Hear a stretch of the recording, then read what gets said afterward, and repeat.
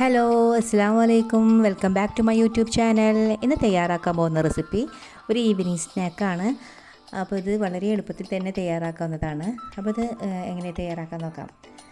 വീഡിയോയിലേക്ക് പോകുന്നതിന് മുന്നേ നിങ്ങൾ ഈ ചാനൽ ആദ്യമായിട്ടാണ് കാണുന്നതെങ്കിൽ please subscribe and support my channel. ഈ റെസിപ്പി തയ്യാറാക്കുന്നതിന് 1.5 കപ്പ് മൈദയാണ് എടുത്തിട്ടുള്ളത്. അതിനോടൊപ്പം തന്നെ 1/4 കപ്പ് കോൺഫ്ലവർ കൂടി ആഡ് ചെയ്തിട്ടുണ്ട്. ഇനി അതിലോട്ട് 1/4 ടീസ്പൂൺ ഉപ്പ് ആഡ് ചെയ്തുകൊണ്ട് ഇനി ആവശ്യത്തിന് വെള്ളം ഒഴിച്ചു കൊടുക്കാം. കുറേശ്ശെ വേണം ഒഴിച്ചു കൊടുക്കാൻ. എന്നിട്ട് മിക്സ് ചെയ്ത് കൊടുക്കാം. ഇനി ആഡ് ചെയ്യുന്നത് ഓയിലാണ്. ഓയിൽ ഒരു 2 ടീസ്പൂൺ ഒഴിച്ചു കൊടുക്കുന്നുണ്ട്. അതുകൂടി ആഡ് ചെയ്തിട്ട് ഒന്ന് മിക്സ് ചെയ്യാം.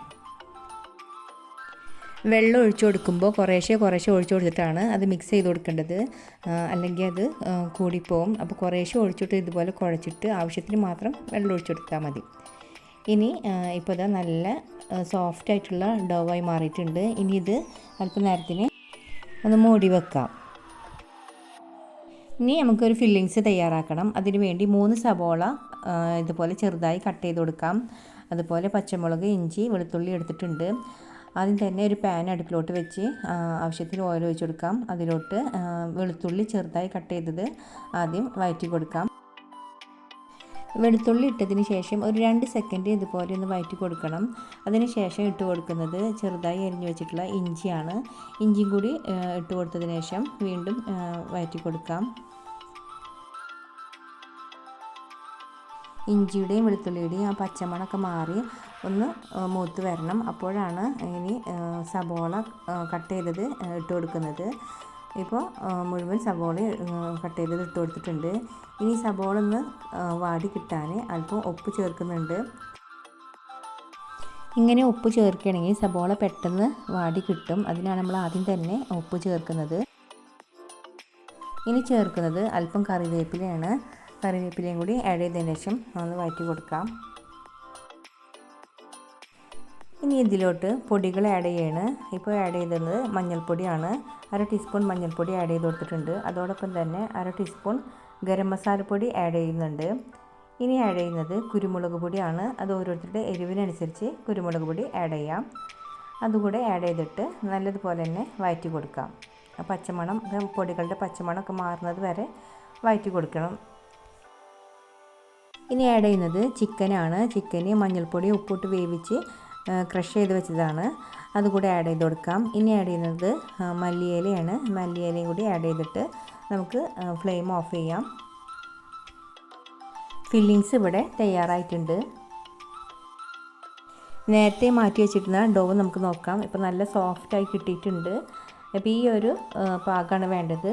ഇനി അതിൽ നിന്ന് ചെറിയ ഉണ്ടെടുത്തിട്ട് ഇതുപോലെ ചെറിയ ബോൾസ് ആക്കുക. എന്നിട്ട് അതിനെ ഒന്ന് പരത്തി കൊടുക്കാം. ഓരോ ബോൾസും ഇതുപോലെ പത്തിരി പലകമേ കുറച്ച് പൊടി ഇട്ടിട്ട് ഇതുപോലെ ഒന്ന് പരത്തിയെടുക്കാം. നല്ല തിന്നാവരുത്, കുറേശ്ശെ കട്ടി വേണം. അപ്പോൾ നല്ല കട്ടിയിലും നല്ല തിന്നും ആവാൻ പാടില്ല. ആ ഒരു ലെവലിൽ വേണം എടുക്കാൻ. എന്നിട്ട് ഇതുപോലത്തെ ഒരു വട്ടുള്ള ഒരു മൂടി എടുത്തിട്ട് ഇതിങ്ങനെ കട്ട് ചെയ്തെടുക്കാം. എന്നിട്ട് ഇങ്ങനെയുള്ള ഷേപ്പുള്ള ഒരു അച്ച് ഉണ്ടെങ്കിൽ അതിൽ വെച്ച് കൊടുക്കാം. അതല്ലെങ്കിൽ ഈ ഒരു വട്ടത്തിൽ തന്നെ നമുക്ക് അതിനെ ഫില്ലിങ്സ് വെച്ചിട്ട് അതുപോലെ പൊരിച്ചെടുക്കാവുന്നതാണ്. ഇപ്പോൾ ഇങ്ങനെ ഒരു അച്ച് ഇവിടെ ഉള്ള കാരണമാണ് നമ്മളങ്ങനെ ഈ അച്ചിൽ ചെയ്യുന്നത്.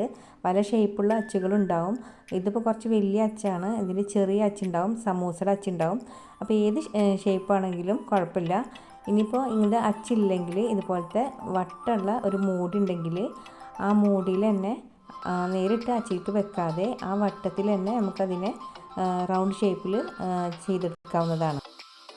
ഇതുപോലത്തെ അച്ചുണ്ടാകുമ്പോൾ വളരെ എളുപ്പത്തിൽ തന്നെ നമുക്ക് തയ്യാറാക്കാവുന്നതാണ്. ഇപ്പോൾ ഇങ്ങനെ തയ്യാറാക്കി വെച്ചിട്ടുണ്ട്. ഇനി ഇതിനെ ചൂടായ ഓയിലിലേക്ക് ഇട്ട് ഫ്രൈ ചെയ്യാവും. ഹൈ ഫ്ലെയിമിൽ ഇട്ടിട്ടാണ് നമ്മളിതിനെ ഫ്രൈ ചെയ്തെടുക്കുന്നത്. ഉള്ളിലുള്ള ഫില്ലിങ്സൊക്കെ വെന്ത സാധനങ്ങളാണ്. അപ്പോൾ നമുക്ക് മീഡിയം ഫ്ലെയിം ആക്കേണ്ട ആവശ്യമൊന്നുമില്ല. ഇനി അഥവാ തീ കൂടുകയാണെങ്കിൽ മാത്രമാണ് മീഡിയം ഫ്ലെയിമിലാക്കേണ്ട ആവശ്യമുള്ളൂ. ഇപ്പോൾ അതാ ഫ്രൈ ചെയ്ത് കിട്ടിയിട്ടുണ്ട്. വളരെ ടേസ്റ്റി ആയിട്ടുള്ള ഒരു സംഭവം തന്നെയാണ്.